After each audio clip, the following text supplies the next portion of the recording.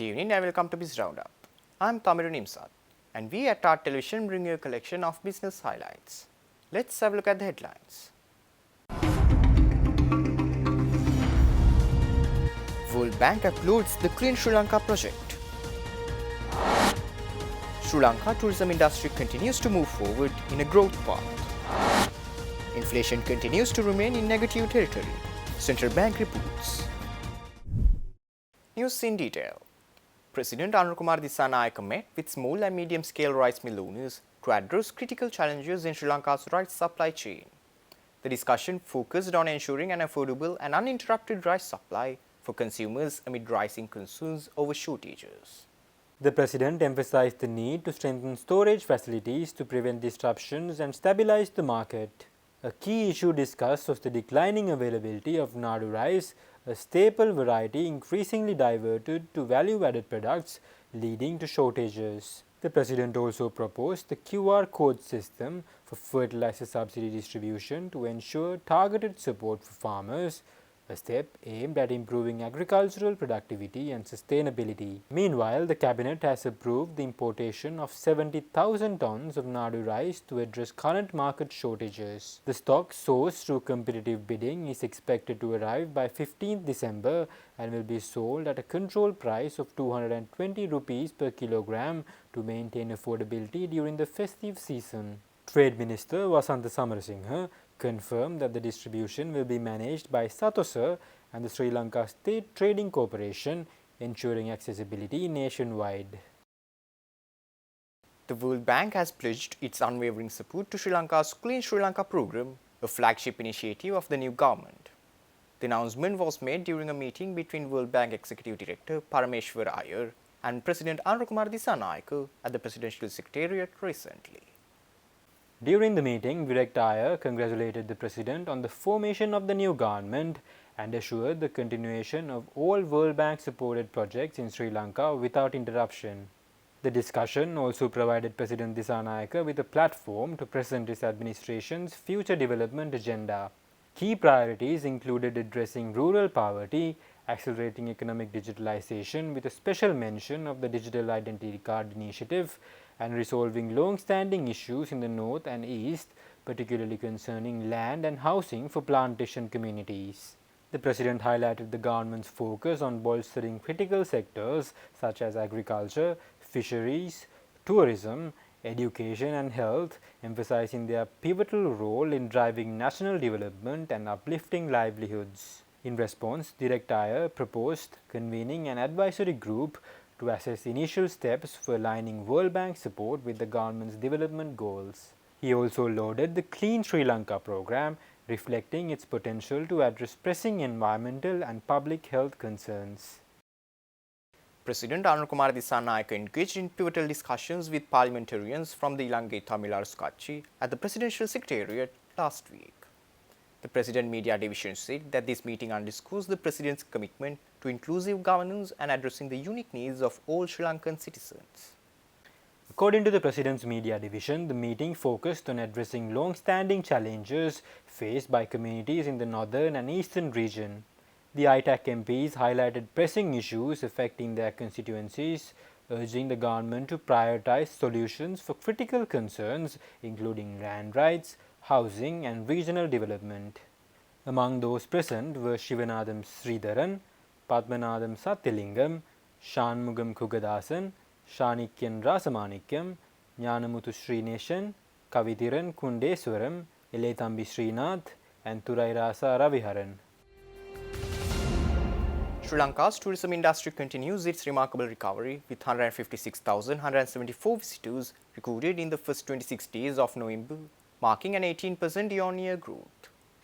This surge has propelled year-to-date arrivals beyond 1.77 million, a 41% increase compared to 2023, according to provisional data released by the Sri Lanka Tourism Development Authority recently. Industry analysts remain optimistic, projecting that November's arrivals could surpass 180,000 visitors if the current momentum persists, although the country will need approximately 10,473 daily arrivals to meet its monthly target. Leading the charge are Sri Lanka's top source markets. India remains dominant, contributing 32,306 visitors in November, followed by Russia and Germany. The United Kingdom, while still significant, dropped to fourth place with Australia rounding out the top 5. October also saw an impressive 25% year-on-year growth, rebounding from September's slower pace, driven by robust demand from both traditional and emerging markets. Looking ahead, Sri Lanka Tourism is gearing up to launch a new national branding campaign in January 2025, designed to further boost the country's year-round appeal. Additionally, targeted marketing efforts and infrastructure improvements are in the pipeline to sustain this growth trajectory. Stay tuned. We will return after this short commercial break.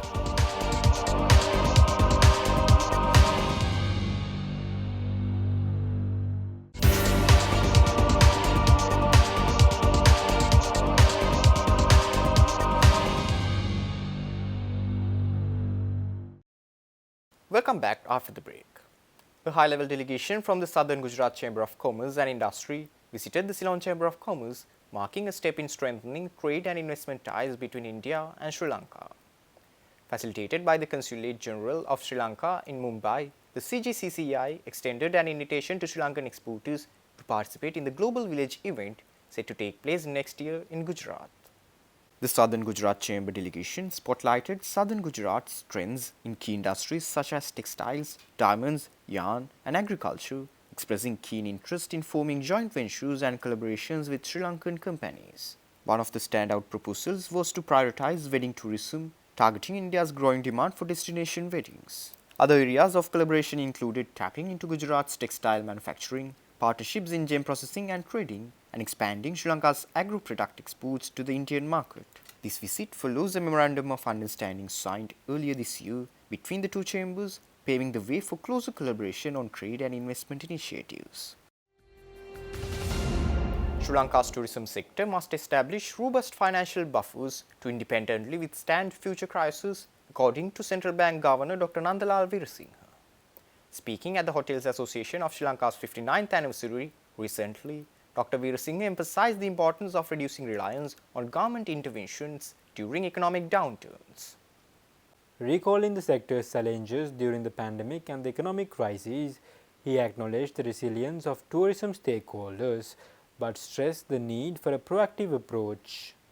Dr. Veerasinghe noted that the country's political and economic stability achieved through debt restructuring and policy reforms provides an opportunity for the industry to build a stronger financial foundation. Drawing parallels with the national economy's recovery, the governor highlighted how fiscal buffers like foreign exchange reserves were restored following the crisis.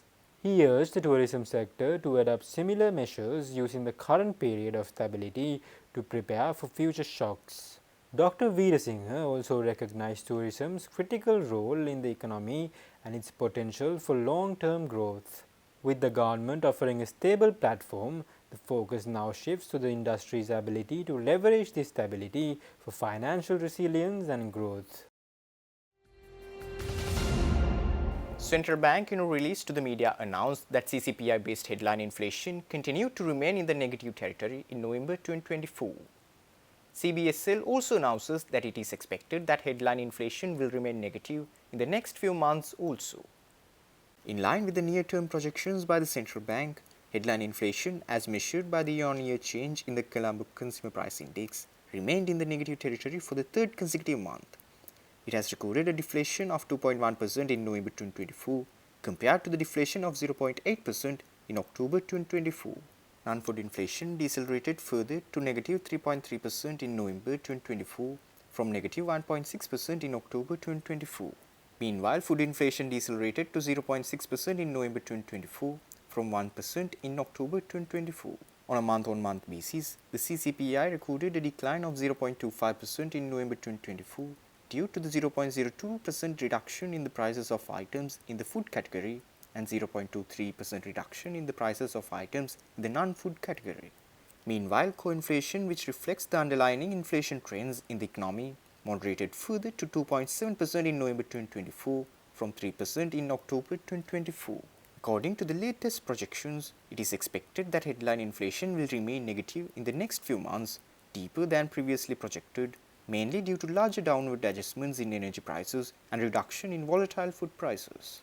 However, inflation is expected to turn positive thereafter and gradually align with the targeted level of 5% over the medium term, aided by appropriate policy measures. Stay tuned. We will return after this short commercial break.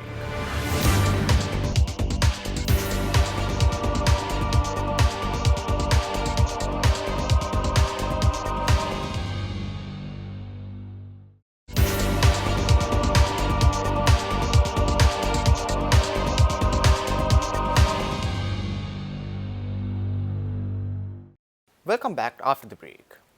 Sri Lanka's merchandise trade deficit narrowed significantly in October 2024, supported by a sharp rise in export earnings and a decline in the oil bill. The trade deficit for the month stood at $544 million, a notable improvement from $682.5 million recorded in the same month last year. Export earnings for October surged to $1,158 million, marking a robust 25.8% increase year-on-year. This brought cumulative exports for the first 10 months of the year to $10.67 billion, reflecting a 7.7% growth compared to the same period in 2023. Driving this growth were textiles and garments exports, which rose by 21.8% to $431.3 million. Industry experts attribute this to strong economic conditions in Western markets, coinciding with early year-end shopping seasons.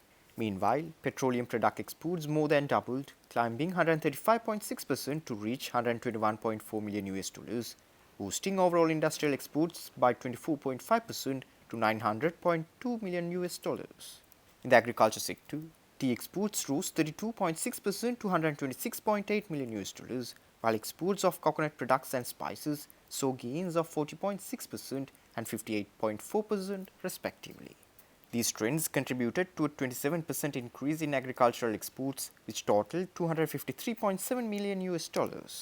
On the import side, growth was contained at 5.7%, with total imports for October amounting to $1.7 billion. This modest rise was driven by higher spending on consumer and investment goods, offset by a 31.9% decline in the fuel bill, which dropped to $337.3 million. Cumulative import spending for the first 10 months increased by 10.7%, totaling $15.42 billion, driven by investment in machinery, equipment, and transport goods. The Black Friday sales in the US also underscored changing consumer habits, with a 10% increase in online shopping spending boosting demand for Sri Lankan exports like apparel. Foreign investments in the garment securities market recorded a net inflow of $39 million in October 2024, as the first time garment securities market recorded a net monthly inflow in 2024. Meanwhile, foreign flows to the CSC, including both primary and secondary market transactions, recorded a net inflow of $3 million in October 2024 and a cumulative net inflow of $46 million during January to October 2024.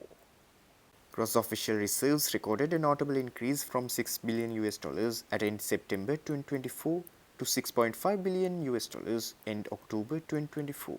Gross official reserves include the swap facility with the People's Bank of China, which is subject to conditionalities on usability. This increase of the gross official reserves was mainly due to the net purchases of foreign exchange from the domestic foreign exchange market by the central bank and the funds received from the World Bank and the Asian Development Bank. Overall, the central bank purchased $190 million on net basis during the month of October 2024. Meanwhile, import coverage of gross official reserves amounted to 4.2 months of imports as at end October 2024. The Sri Lankan rupee continued its appreciation trend and recorded a monthly appreciation for the month of November 2024, in line with the overall appreciation observed so far during the year. The Sri Lanka rupee appreciated by 11.3% against the US dollar during the year up to 29 November 2024. Meanwhile, reflecting cross-currency movements, the Sri Lankan rupee appreciated against other major currencies such as the euro, the pound sterling, the Chinese yuan, the Japanese yen, the Indian rupee, and the Australian dollar during the year up to 29 November 2024, in line with the nominal appreciation of the Sri Lankan rupee during the year up to October 2024. Marking a milestone of 25 years in Sri Lanka's hospitality industry, Raffles Consolidated Private Limited celebrates its silver anniversary recently. During the press conference held in Colombo to commemorate this moment, Raffles announced initiatives to capitalize on Sri Lanka's growing tourism industry. The company plans to expand its portfolio by managing boutique hotels across key tourist destinations in 2025. Another exciting development is the relaunch of Raffles' iconic restaurant in Colombo, once a culinary hotspot frequented by the city's elite. Raffles' journey began in 1999 as an outdoor catering company, evolving into a leader in the industrial catering and premium event services. The company now serves nearly 70,000 meals daily with a focus on quality and food safety. To commemorate its 25th year, Raffles has also refurbished its premium event space, Raffles Residence in Mirihana, Nugegoda. The redesigned venue, featuring 2 luxurious banquet halls, reopens today in time for the celebrations. Reflecting on this journey, founder and chairman Tony Bohoran expressed pride in the company's resilience and innovation, especially through challenges like the pandemic and the economic crisis. CEO Upul Gamage highlighted the dedication of the team as a driving force behind Raffles' success and future ventures. With just 2 people, we started the business. Starting a business is not as easy as you think. It's always tough. A lot of challenges, a lot of competition. With all that, we somehow managed. After 25 years, I'm very proud to say this, we are over 600 people right now. So that's the story in short. The second tier is we do catering for white collar employees. To date, we have contracted with about 5 Fortune 500 brands that are in Sri Lanka, feeding almost all their employees at their sites. So the Cafe by Raffles model offers a very unique experience to a white collar employee at an affordable price. The third tier is what I think Upul and Chairman spoke about. That is the bottom tier, the industrial catering segment, which we do bulk of the meals. So together as a whole, our catering unit produces about, give or take, 100,000 meals a day. With that, we wind up for today. For this and more, subscribe to our channel on YouTube and follow us on Facebook. See you tomorrow with State of Business at 7:45 p.m. Take care and good night.